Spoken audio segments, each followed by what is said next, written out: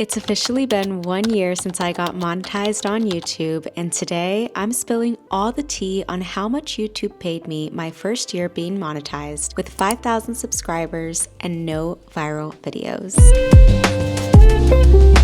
If you are new to my channel, hello and welcome. My name is Eileen and I'm a certified Pilates instructor from Miami. I am not a channel who posts YouTube strategy and YouTube growth tips, so I figured I could help provide transparency on what it's like earning as a smaller creator here on YouTube who has realistic content and realistic metrics. This past year, I've averaged posting one new video every single week. I've shared my marathon training journey, Pilates instructor resources, my gut health journey, career updates, free Pilates classes, and tons of vlogs. I think I've kept a good balance of different content pillars and different types of content on my channel, all within the same realm, but I think that variety is what helped my channel achieve slow and steady growth. If you are clicking on this video, you're probably curious as to how much a small YouTuber earns, especially when they don't have a viral video driving the majority of their views and their income. Trust me, I get it. I watched a ton of these videos before I got monetized too. My goal with this video is to be as transparent as possible and hopefully shed some light to help some of you out there who is wondering if maybe YouTube is worth pursuing. Okay, now I'm not a content creator on another platform. I'm not an influencer, so I don't really have any other platform driving subscribers and views to my YouTube channel. I mainly only post on YouTube because, well, YouTube is my favorite platform, but the reason I mention this is because you may come across a lot of channels who have a platform outside of YouTube, and of course it's going to be easier for those channels to grow because they're driving traffic from their existing audiences in other platforms. I mention this so that when we go over my analytics, you can see what it's like growing a channel from scratch on YouTube and what it's like earning from AdSense when you're not necessarily driving traffic from another existing platform or audience. This time last year, which is crazy, it's already been a year, I posted my how much YouTube paid me my first month being monetized video, and at the time I had 1,800 subscribers. And now 1 year later, here we are, we've grown to over 5,000 subscribers, which honestly is still pretty crazy to me. So first of all, thank you if you're here and you're watching. I appreciate you so much.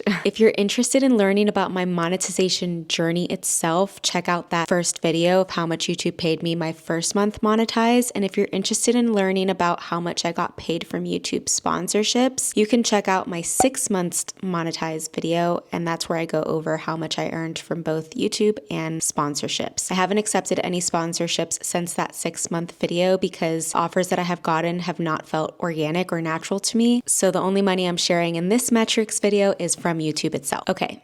Enough talking, Eileen. Let's dive into my analytics, please. Thank you. Okay. I am not going to take you month by month because honestly, it doesn't seem necessary. It honestly feels like a waste of time and a way to just lengthen out this video so that more ads are placed on the video. And I'm not here to do that to you because we're friends, right? I'm here to save your time and just give you the info that you're looking for. So what I am going to share in this video instead is information that I think is relevant and worth sharing. So I'm going to be sharing my highest earning month this past year, my highest earning video, my CPM and my RPM rates, and then finally, my overall metrics, including the overall amount that I earned. Sounds good?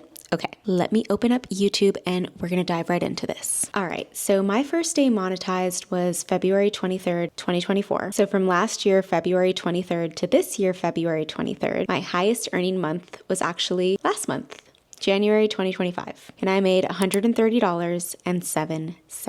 My top earning video this year was my Pilates teacher review, which is basically my story on becoming a Pilates teacher and my opinion on the career. I earned $300.29 from this video alone. I think this one did well because it was, one, searchable. I think it had like a pretty intriguing thumbnail and searchable keywords. Search drives a lot of the views that this video still gets to date. And then I think it also did well because hopefully it resonated with aspiring Pilates instructors. This type of video is a great example of evergreen content, which if you don't know is basically content that will always be relevant and always be searchable. It's good practice to sprinkle in this type of content into your channel every once in a while. You know, not every single video has to be like this, but every once in a while it's great for visibility for your channel. All right, let's go over my RPM and my CPM rates. To be honest, I rarely look at these metrics. I know I probably should, but I don't know, I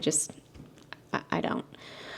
But just in case, for those of you who are curious about the nitty-gritty numbers, my average RPM was $9.78. My average playback CPM was $21.10. And then my average CPM was $12.09. All right, now let's get to the good stuff and why you really clicked on this video. How much did YouTube pay me my first year being monetized as a smaller creator? In the past year, I accumulated 150,300 views. I earned 13.2K watch time hours. I gained 3,400 subscribers. And then drum roll please.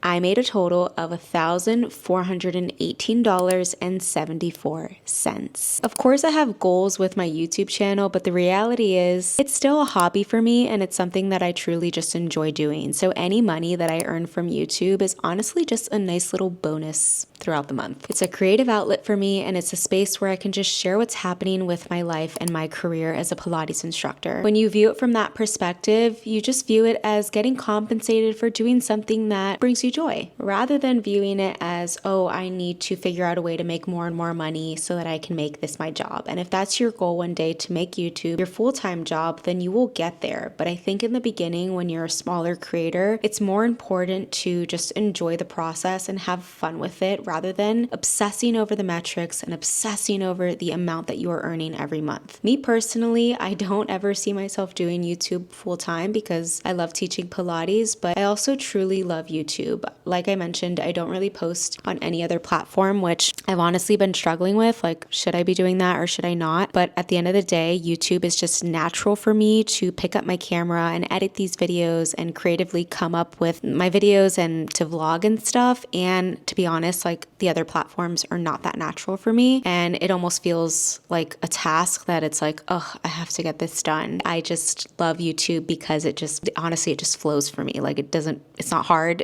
I love it and it's enjoyable for me. So what I will say is that every view, every subscriber, and every dollar that I earn from YouTube comes from consistent uploads. It's not always going to be smooth sailing. Like there are videos that I have that probably will never reach 1,000 views, and there are videos that surpass that and they surprise me. One of the biggest takeaways that I've found from finding a consistent posting schedule with YouTube is finding balance with your content pillars, how I mentioned earlier in this video. I found for my channel that mixing in vlogs with more educational content for my fellow Pilates instructors, along with just things that are going on with my life, like when I shared about my marathon journey and my gut health journey, it helps keep my channel fresh and it also helps keep me from burning out because I'm not sticking to just one specific category. It's also allowed me to connect with my subscribers that have different hobbies. I'm able to connect with Pilates instructors, with runners, and people that are just curious about my life, I guess. Having a variety of content is going to make it way easier to stay consistent with your uploads. You want to aim for content that's easy to produce and then mix that in with content that maybe is a little more time consuming, a little more thought out, a little more creative. And those are going to be those videos that are highly searchable and that will never go out of style. For any small YouTuber or aspiring YouTuber, here is my rapid fire, just quick advice for you before we close off this video. Number one, basically what I just mentioned, is to stay consistent. Even if a video is not performing well right away, do not delete it and do not give up on it. You never know if it's a slow burner and it ends up picking up traction over time. The worst thing that you can do is post it, wait a week or two,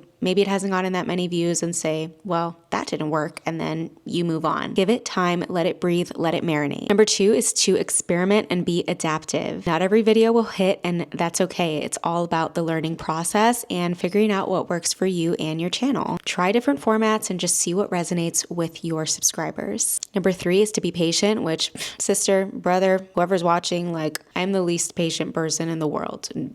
Truly. That's something I'm working on, I promise. Growth takes time, especially when you do not have a viral video. Like if I was only posting on YouTube to chase a viral video, I probably would have given up already. Like it's been over a year and I still don't have any viral videos. And personally, I am more than okay with that. I'd rather have the slow and steady growth that I'm having than just one video that's driving all of my earnings, that's driving all of my comments. Like, I don't know. That's just my personal opinion.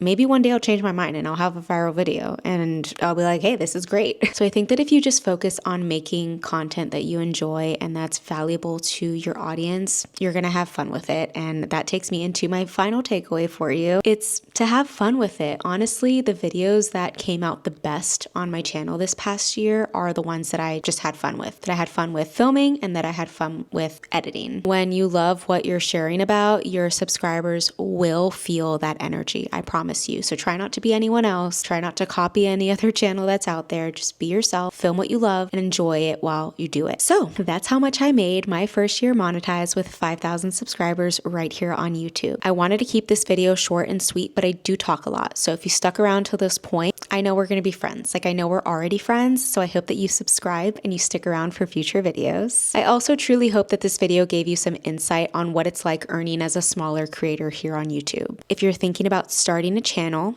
do it. And if you want to learn more on what it's like posting on YouTube, I'm always fully transparent in all of my vlogs with everything that I do for work, so I hope you stick around for it all. I've got more Pilates resources and plenty of vlogs coming your way this year as I build out my Pilates studio, so stay tuned. And that's about it for this video. I hope that you enjoyed it, and if you did, please give this video a thumbs up, and I will see you next week. Bye!